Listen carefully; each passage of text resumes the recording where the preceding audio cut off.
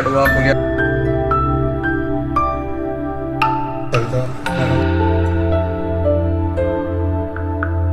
നടത്തുകയാണ്.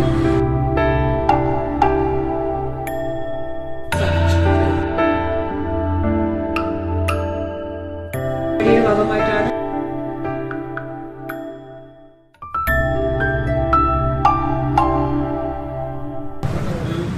സാങ്ച്വറിയും അതുപോലെ തന്നെ മാർക്കും കൂടി സംഘടിപ്പിച്ച ഈ പ്രോഗ്രാമിൻ്റെ ഭാഗമായിട്ട് ഫോട്ടോഗ്രാഫി നടത്താൻ പറ്റിയതിൽ എനിക്ക് വളരെയധികം സന്തോഷമുണ്ട്.